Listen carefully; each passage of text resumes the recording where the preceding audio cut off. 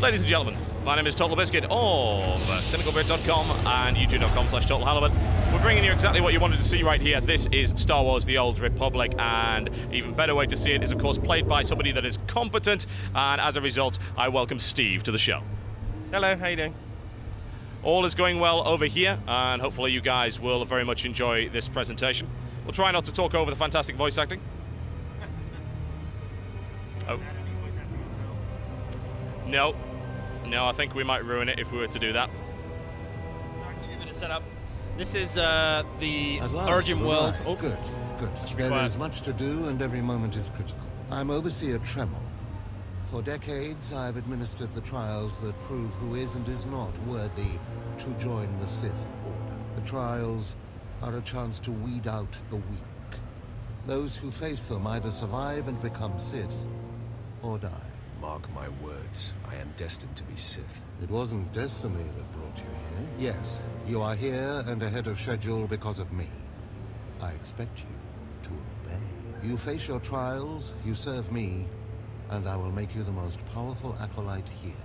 Why am I skeptical? Have a critical edge, but recognize who is on your side. The trials themselves are difficult enough, but they are hardly the greatest threat you face. There's an acolyte here named Venrin. He's your enemy, and he will try to kill you. We must prepare you. Let him try. I'll destroy him. With my guidance, someday you'll destroy all your enemies. That practice sword you've arrived with is insufficient. The blade of lesser acolytes. You need a dominating weapon. In the tomb of Ajunta Paul, there's an old armory. A strong Sith warblade awaits you there. The tomb is thick with claw slugs. Deadly savage creatures. Be speedy but careful. They've been the end of many an acolyte. If they lack the instinct to avoid me, I'll feed them their heads. Once you acquire the warblade, I suggest you spend some time in the tomb bloodying it. Then come to me in my chambers in the academy. Alright, so, yeah, to give you a bit of background, we're on the Sith homeworld of Korriban, and this is the Sith Warrior that I'm playing here. His name is Aldar, and he has come here to face the trials of the Sith Lords, and he just received his first quest there. And as you can tell, that quest was fully voiced. The quest giver you might recognize, I'm not giving away too much. The voice there was Paul Darrow, who is a very well-known English actor. You might remember if you're of a certain vintage, like my age, from Blake 7, way back in the day. As you can see, we've got a few other people here on the planet because we're playing here at Gamescom with a number of other people. So yeah, we have our first quest, which is to go explore the armory.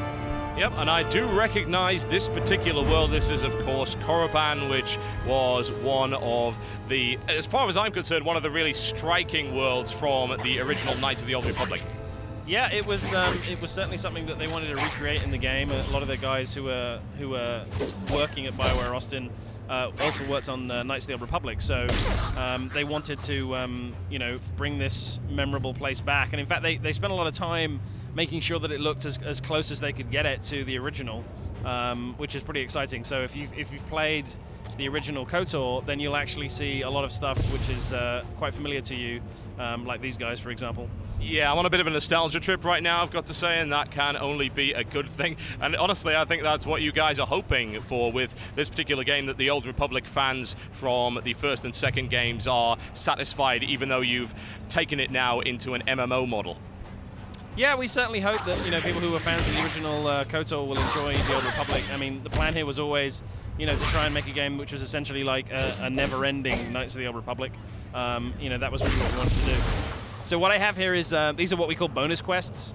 So I got these just basically for, you know, attacking some of these mobs out in this area.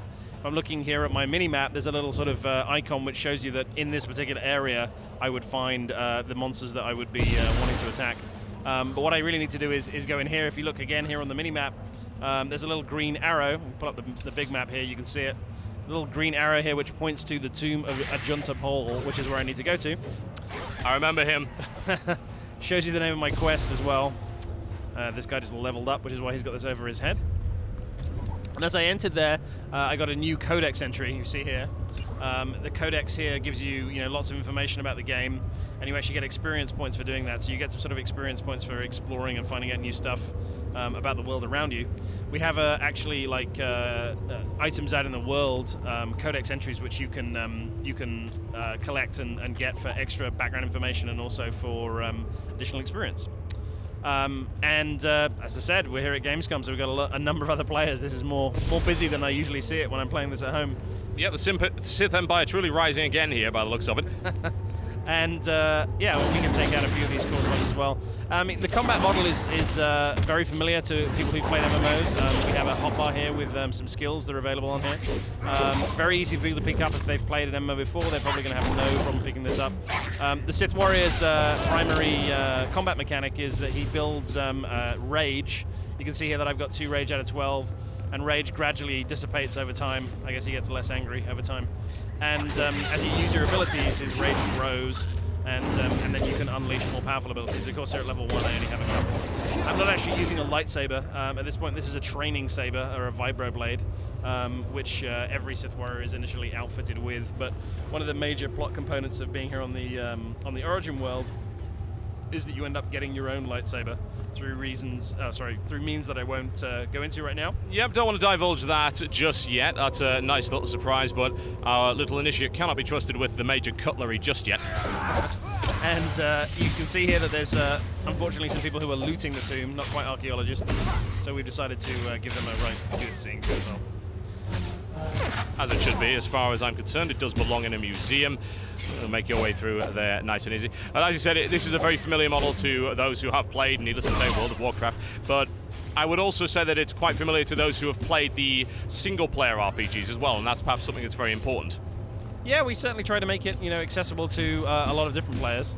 I'm trying to remember where I need to go. Oh, down here. Here we go. Yeah, so we wanted to appeal to a wide audience and make sure a lot of people could enjoy it and play it. I think that the full voiceover that we have and the unique class storylines that we have, because each class has its own unique story, it really makes you draws you into the game in a way that many other games haven't quite managed to master.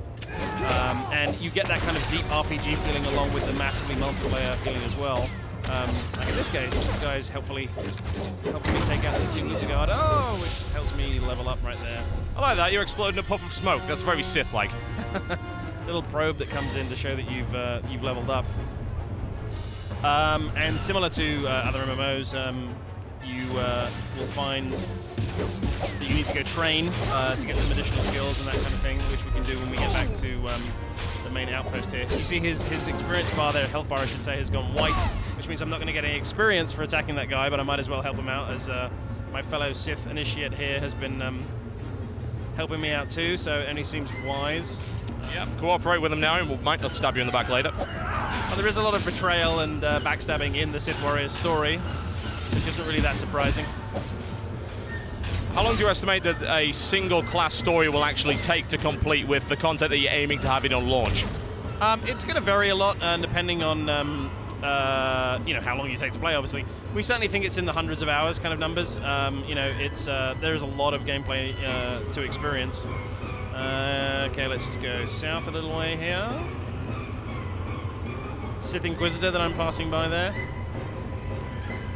A little further south. So you can see that there's 2 doorways here, and this one's kind of red, and this one's kind of green.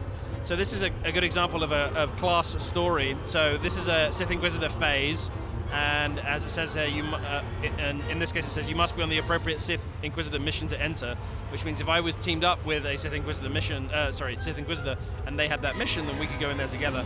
But in this case, I'm going to go into my own personal phase here. You can go in with other, party members if you want to. It says here, entering story area, owner Aldar, which means that anything that happens in here, any decisions I make are mine and mine alone, and I get to do whatever I need to do. Little scene that we have to watch here. A bit of voice acting. Here we go. All about some suspicious behavior. I think in this case, less voice acting and more sword getting. Indeed.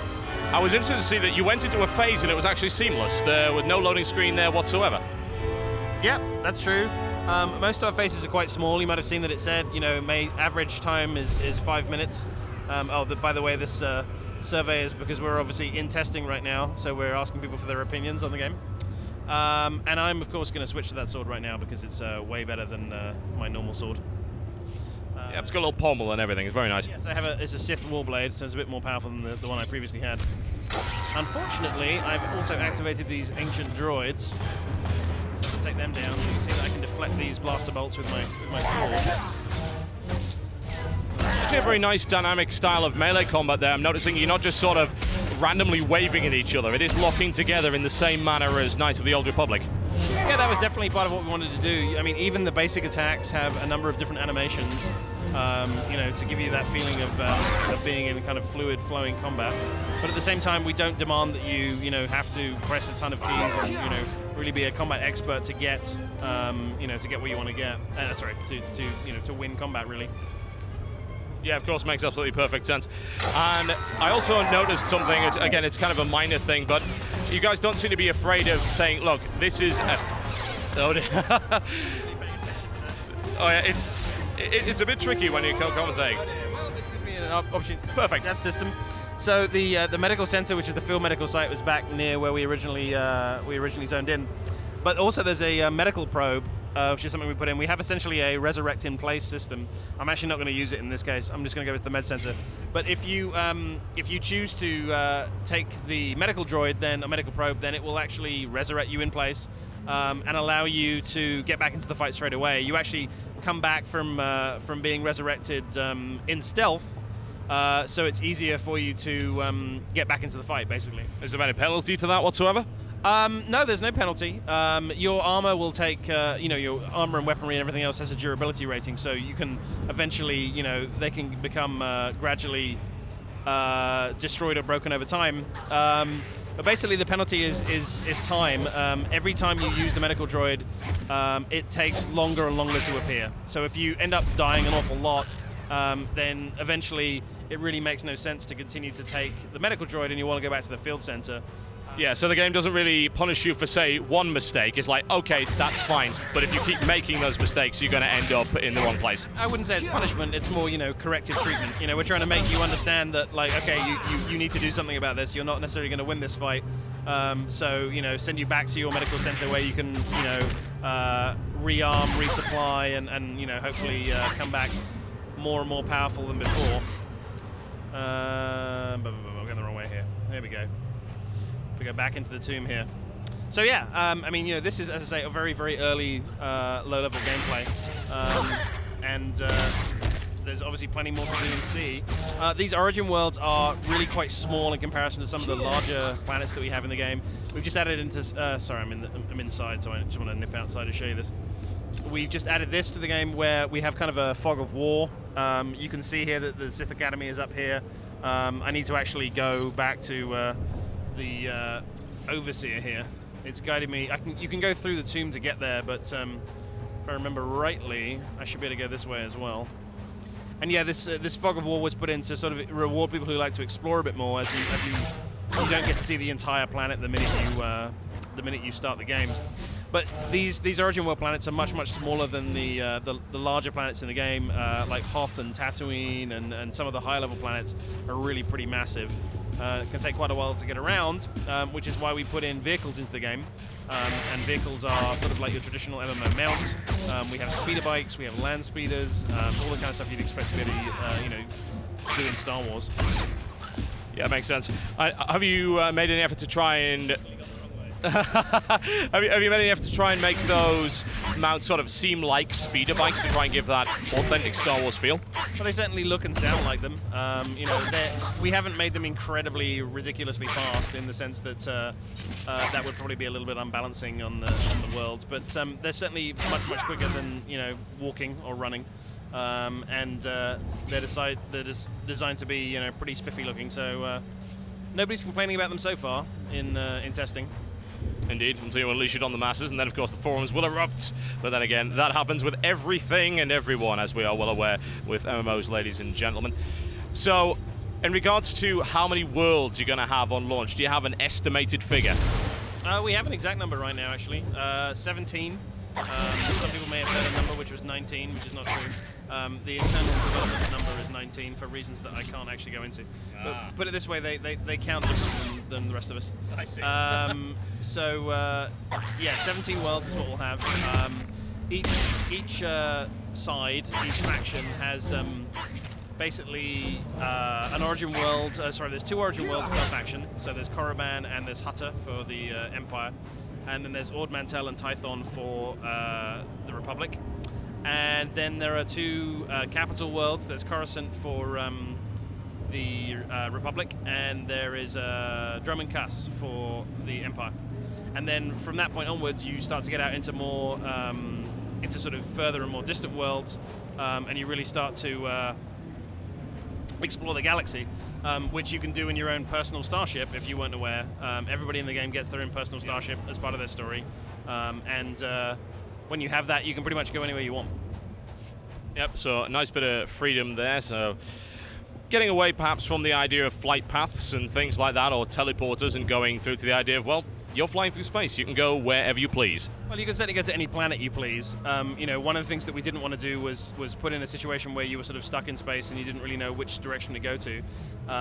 You know, we sort of talked about the fact that, you know, when you see Star Wars, there aren't any sequences where they're kind of wandering around aimlessly in space, wondering about which way they want to go next. It's always, you know, okay, they're going from here to, you know, the next planet, right? They're going from Tatooine to the Death Star, or they always have a specific destination in mind. So we kind of do the same thing, and space combat is sort of done through you know, a traditional kind of sorry, excuse me, not space combat. Space travel is done through a sort of traditional like cutscene and that sort of thing. Ooh, she is pretty. Pure blood in your veins gives you a very attractive. Why don't we flirt a bit with her? To even touch a pure blood woman, you must prove that the Sith runs strong through your knotted veins. A Sith woman only respects power. Go. Someday you may learn enough to impress me. If not, kill me. You will find the best. She's of course a Sith pure blood. One of the things that we wanted to do in the Old Republic was make sure that we managed to put the Sith in as a real race. It was one of Daniel Erickson's one of his things that he really wanted to do when he made the game was to make the Sith someone that were, you know, a real race with interesting facets and elements to them, which was something that hadn't really been done in a Star Wars game before. So he made an effort to do that. Oh, it's a mouse droid, as you may have remembered from. The tomb of Agenta Paul will kill you before the rest does. Can we blow it up? More to the point. These ones are in fact designed not to be blown up, I have to say. More to take your place. Now we're looking for Overseer Trammell, and there he is. That's my quest. Oh no, that's Rance. I'm sorry. That's I think Trammell might be downstairs. But yeah, I'm just gonna go to Rance.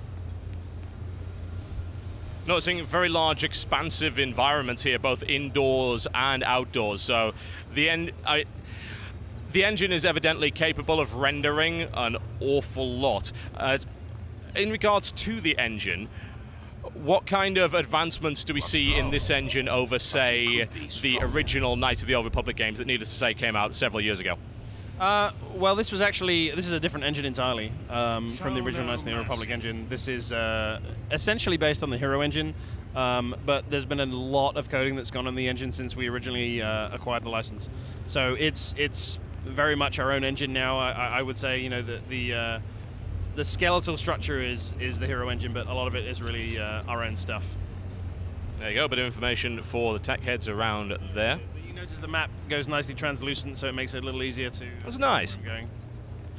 And I now have Force Charge, which is possibly one of my favorite abilities in the game. Again, going into a Sith Warrior phase. And I think after we talk to Overseer Trammell here, we'll wrap this up. Hey there, Acolyte. Hold on a moment. Let me get a look at you. This is, of course, one of my rivals. So you're Overseer Trammell's secret weapon. Impressive, to be sure. Afraid the old man waited too long to make his move, though. I'm Venrin, and unlike you, I've fought and bled for everything I have. I demand respect. Now, this is one of the best things, of course, about Bioware games in general, and the Old Republic in particular. You can make choices that will affect your storyline. So, you know, this guy's kind of a bully. You know, we can try and be nice to him. You know, we can say we can get along, or we can just tell him to get lost. So, you know, we're tough. Believe it or not, I'm trying to keep you from getting killed. If Overseer Trammell had made his move a year ago when I first arrived, you might have had a chance.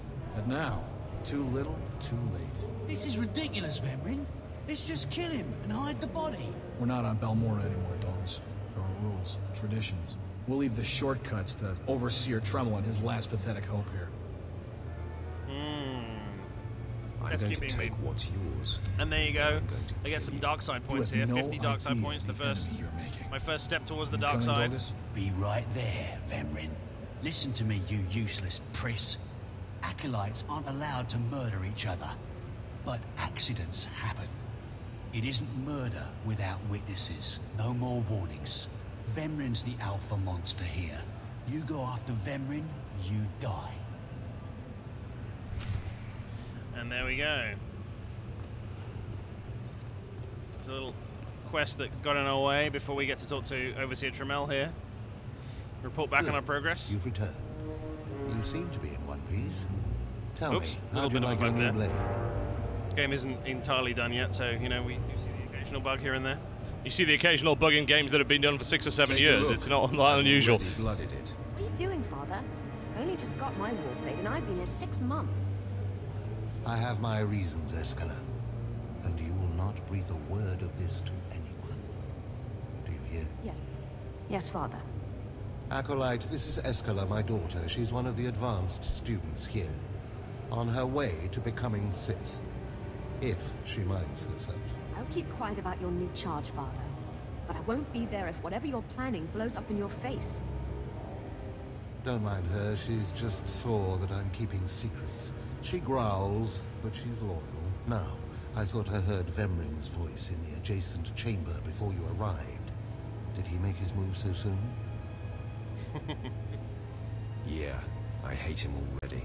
I look forward to ending his miserable existence. If things go well, you will have that satisfaction someday. Still, I'd hoped we'd have more time. Vemrin's not the type to sniff around for too long before trying to take a bite. In a drive for sheer numbers, the criteria for Academy admittance has been relaxed. Now anyone with Force sensitivity is allowed entrance. Vemrin is mixed blood, the invisible rot eating at the foundation of the Empire. He must not be allowed to advance. So, you're an elitist snob? You say that like it's a bad thing. It's the Sith way. Only the best, only the most pure, should be good enough. Unfortunately, Vemrin's caught the eye of Darth Barris, one of the most influential Sith Lords. He's being groomed to be Barris's new apprentice. As Darth Barris's apprentice, the power at Vemrin's fingertips will be considerable. He could change the Sith for the worse. You must proceed to your next trial immediately. I want you to interrogate 3 prisoners in the Academy jails and decide their fates. Consider each criminal's story carefully. The decisions you make will be scrutinized, so let your passions guide your judgments. That's Better beautiful. send someone to clean up after me. The slave pens are right there. They have mops. Go to the Academy prison. Speak to head jailer Nash and return to me after you've passed judgment on the prisoners. And there we go. So I unlocked a title there. I have now a little codex entry on my mentor, Mr. Tremel, and we're off on another mission. Fantastic stuff. So, as I said before, very familiar to those of you who have played MMOs, which no doubt was part of your aim. But needless to say, you've got an awful lot more in store as you go through the game with all kinds of end-game content, including PvP. Yeah, we certainly have PvP in the game. We've talked a little bit about our PvP war zones. The 3 different war zones that we are going to have in the game include the Alderaan war zone, which is sort of essentially a fight in the middle of the Alderaan Civil War. We also have been talking about and revealed this week Hutt Ball, which is a sort of a quasi-sport played on the neutral world of Nar Shaddaa, where Empire and Republic can face off against each other, as well as actually Empire versus Empire and Republic versus Republic.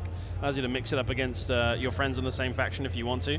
And that's a lot of fun. That's probably the warzone that most of us play most often when we're in the office. And last but not least, we also have another warzone called the Void Star, which takes place aboard a sort of a derelict spaceship, which has technology that both the Republic and the Empire want to get for themselves. And we also do have other forms of PvP. We have open world PvP. We're not really talking about that just yet, but we will be fairly soon. So look out for that. There's definitely more information coming on that. So there you go, folks. We're talking about a lot of classes with stories that hundreds of hours long, apparently. A lot of PvP, open world, your own starship. What more could you ask for from a Star Wars game? We'll find out and hopefully bring you some more gameplay footage in the coming days from Gamescom. And I'd like to thank Steve for this tremendous opportunity to see the game. Thank you very much. No problem at all. Hope you enjoyed. Ladies and gentlemen, my name has been Totalbiscuit here with Steve, looking at the one and only Old Republic from EA and Bioware. And I'll see you next time.